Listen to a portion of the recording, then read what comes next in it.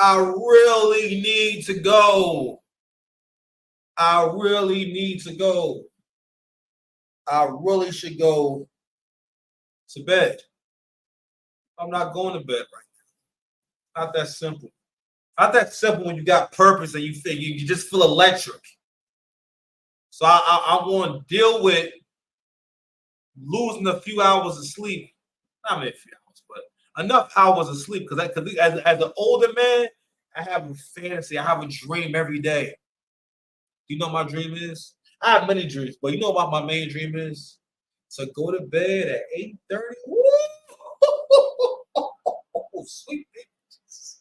And wake up at 4:15, have morning prayer, make the coffee, go to the gym.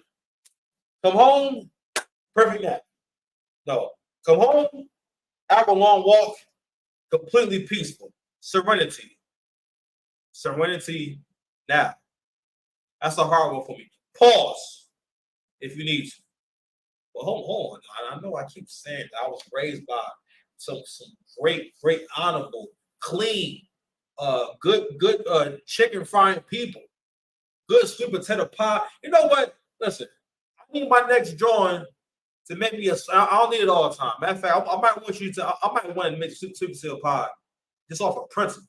I take it to work and let people feel the pie. But I'm gonna need me a jar that bake sweet potato pies to completion. She cook it to completion. And you know what else is getting cooked to completion? All you hyenas. Yeah. No, I'm joking. What's good, y'all? Oh, yo, did I say it was 6 past commandments? It's the 6 past commandments. My bad, yo. It's late. I was on the phone with my bro, having we was talking and whatnot, right? And so we start cooking. And I say, yo, I gotta go ahead and do at least part 1 of this show right here, man. The Balloon Pop Show is the best thing that happened to black men, social media agents, and what else? And serial single mothers. So we're gonna get into a clip from the famous Balloon Pop Show. Angry Man just did an amazing breakdown on the Balloon Pop Show. I said, oh, sir, bravo. Bravo, my good man. But the Balloon Pop Show is a show that, our hero on this channel, Aaron the Plumber, became famous on. Actually, I got my most viewed video from a reaction I did to that video on Facebook. I wish those numbers would come over here. I swear, that would be so nice. If I could get them 20,000 views, like over here, just here, like this. But anywho, so we actually got another hero that came along, man. Matter of fact, let's just go ahead and share one clip of our new hero. You understand? How you doing, Shay? I'm doing amazing. Shay, what do you do? So I work for the county, and I have my own hair business and a few other little small businesses. Okay. All right. And why did you end up popping your balloon? Let's start again. If we can start off with your name and age. I'm Shay, and I'm 37. How you doing, Shay? I'm doing amazing. Shay, what do you do? So I work for the county, and I have my own hair business and a few other little small businesses. Okay. All right. And why did you end up popping your balloon? Yo, her voice is mad mature. I don't know, man. I don't know what it is. Like, that voice sound like. Now, I'm not saying she look older, but that voice sound like 44, 45. I'm just saying, God, dog. Do you want more? I do. My bad, yo. I mean for the dude. I'm gonna do it again. One more time. We can start off with your name and age. Cause I didn't pause it this time. Next time I'm gonna pause it. I'm Shay, and I'm 37. How you doing, Shay? I'm doing amazing. Shay, what do you do? That's that voice you get after you get some grandkids. That's definitely like a grand. Now I don't mean you got grandkids that's grown, but you got grandkids that's small. That's the kind of voice you have when like you got too much responsibility. She got so much responsibility in her voice. So I work for the county, and I have my own hair business and a few other little small businesses. Okay. All right. And why did you end up popping your balloon? So originally I was feeling it. I like I don't want to say a bad boy, but I like somebody that's outspoken. But the question of, I feel like you're challenging the women. Oh, how many baby daddies you got? And then, you know, it's just, does that matter? You say future. So that's they past. It's not. All right. It's a lot. She just said a whole lot. We got cook. You know what? I'm gonna do something different. I'm gonna let it go. Then I'll bring it back. They future. How many kids do you have? I have one daughter. She's 19. Do you want more? I do. My balloon still pop because I don't want any more. Okay. You don't want any more? Not at all. I You have. can't have one. any more. You No, I'm choose choosing. not I to choose have not to have any more. I have a Okay. almost 14-year-old, and Okay. Yeah.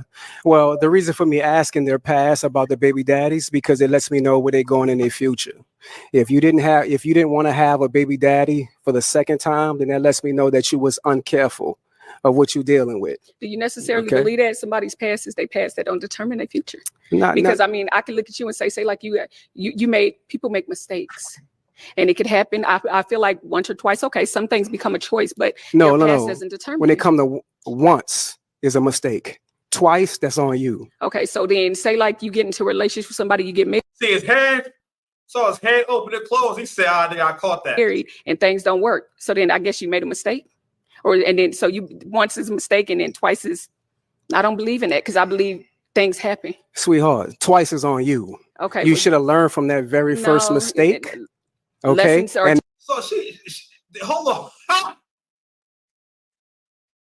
If she on there telling the man that you're not supposed to learn from your mistakes, then you should be able to keep making mistakes. Yeah, I'm sorry, let her not know. saying that your child is a mistake, right? Of course But the not. fact that you chose the wrong man to have kids with, and secondly, not to have a marriage after the next one or before marriage the next doesn't one. determine, and I'm a person that wants to be married, but marriage don't determine anything. I done known people to be married for a long time and it don't work out, baby. So Okay.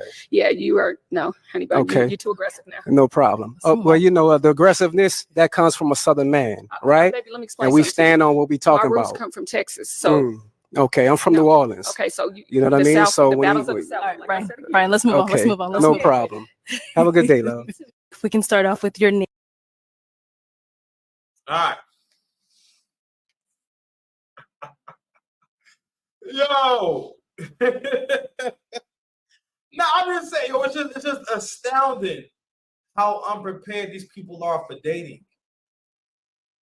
Like how unprepared these people are to answer. The thing about those questions is that she could have answered them honestly and said, "Okay, I have this many children with this many men." You know what I'm saying? And another thing I see that women will do with relationships is that they'll lay all their cards out on the table. You know what I'm saying? And what's funny about women is that women change their mind. And men have to understand that women will change their mind about stuff. That's why these kind of conversations where she's trying to make a judgment within a few seconds and trying to, and that's why the reasons for why the women won't like the men won't make that much sense, because they actually don't really have a reason to reject the guy. So that's why you hear the most creative stuff. The video we're gonna play later, or maybe in part 2, you're gonna hear it and be like, because the woman gives her reason for why she, and again, it's the same guy, for why she popped the balloon. And it's not, again, it's more, a lot of these conversations are about validating the woman's bad choices, which I know you heard that sentence before. But a lot of these conversations are about saying, no matter what happens, you should always get what you want. All right. Even if you're wrong, you still right. It's real Terrence Howard and Get Rich or Die Trying. One of the illest things I ever heard was, if I'm right, I could have been wrong. And if I'm wrong, if I could have been right. So if I'm wrong, I'm still right. That's the multiverse of Terrence Howard. The multiverse of Terrence Howard has to be studied. I would like to watch a movie containing several Terrence Howard characters. You know how Eddie Murphy did that creepy shit where he's like 5 different people in the movie and whatnot? I want to see Terrence Howard do it out, but he wouldn't have like no disguises and nothing like that. It would just be like how he like actually is. But like War Machine Terrence Howard, Hustle and Flow Terrence Howard,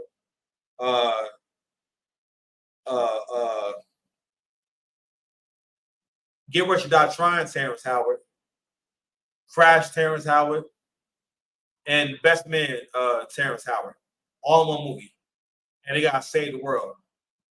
That's my dream. That's my movie. Hollywood, make it happen. When you do make it happen, guess what?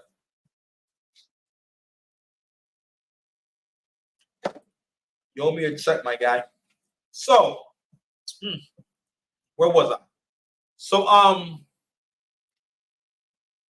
people are starting to realize that this is not really a show. And Angry Man made an interesting analogy about how this is a social experiment where no one's really in charge, and the people who are also being studied in the social experiment are the ones administering the experiment. Very dope analogy, right? And again, I mean, how would you really make a fair assessment on someone or about someone without really after hearing them talk for 30 seconds? Because usually guys come out, they'll speak, they'll introduce themselves, maybe answer a few questions, and then the ladies can pop or unpop their balloon, right? But anywho, this exchange right here, especially how it ended, right? Where again, she could have just said, no, just not for me. You know what I mean? What she wanted to do was, again, the Angry Man made a great analogy or a great synopsis of this show is about combating the gems, the jewels that Kevin Samuels was dropping on black men, and how much Kevin Samuels changed how black men thought. And he's the beginning of helping black men realize your self-esteem is in the toilet. It's low. It's very low. You do not value yourself at all. You don't even see yourself as human. You'll want to sacrifice any and everything, and you live to be useful to someone else. Don't get me wrong. I love being useful, but I got to benefit too. I have to, what I want has to matter too. It's a relationship. And that's with everything. Friendships, work relationships, everyone has to benefit. And a lot of men are raised to believe that basically I should be happy to benefit someone else. And my happiness will come later, right? But ultimately men have to realize that happiness trickles down. That's what I've heard. Yeah. If you make sure you're happy, then everyone else can be happy, right? And that's how you make sure you're actually getting some kind of satisfaction when you prioritize that and made it clear that, hey, and the way that happens is it's about men have to be demanding, have a vision, and have an idea for how he wants things to go. All right. So for one, again, if things don't work out, at least all right, things aren't working out. Versus, I've never even thought about what I want, right? And I also bring up that point because I always have to ask the question of, how does a nation become strong? How can a nation be strong and feared and respected if we raise the boys to be weak or raise the boys to think that a woman can do everything that they can do? What civilization has ever existed where the men were raised to be weak, or the men were raised to see themselves as below the women mentally and physically? Like, how do you get innovation from that? How do you get a better world from that? And in this interaction, what you guys were seeing is you're seeing two masculine energies clash. So I'm sorry. In that interaction, you're seeing two masculine energies clash together. All right. He's masculine and she's masculine. And what's interesting was seeing her body. I thought she was very curvy and whatnot. And she got this pink dress on. And it was interesting was just listening to her talk. And she, again, I don't think she was no bad person and whatnot. But what a lot of women want, and she's a victim of women, because again, she's a victim of the folly, the danger of lying to other women and telling other women that basically you're all beautiful, you're all attractive, and not only that, women like to promote the shared belief that all women deserve the best of an amazing guy. All women deserve a great relate. All women deserve things. All rip, they just deserve it. And it's not. She's fortunate to have gotten that, or to get the opportunity. And it gets to where you can't even recognize the opportunity. or you don't know how to get an opportunity. You don't realize that you don't really know how to get opportunity. Like you don't really know how to go about that. In this conversation, the first thing that she does wrong is she wants to make it clear that the way you think is wrong. I don't like how you think, and you should think more like me. Right? My life became way more peaceful when I realized that you can't control what men and boys do. They have to decide for themselves that shit makes sense. Just because you know the way don't mean that he has to go your way. Or men have to do things how they want to do it. And figure that out for themselves. You can't do the work for a man. All right? You got to respect wherever he's at. And also the followership skills. Her not understanding you were not there to lead him nowhere. You had to lead him. He's not a man. If you have to tell him how to think, you don't tell a man how to think. How is that helpful to you? How is it helpful to him? One time I was having a conversation with a young lady. I said to her, nothing you told, everything that you like about me, everything that makes you attracted to me, has nothing to do with anything you ever told me. You didn't teach me anything that's made me attracted to you. You didn't teach me. You didn't show me. You're not the reason why I'm attracted. I'm the reason why I'm attracted to you. Because I'm making myself attractive. I'm not.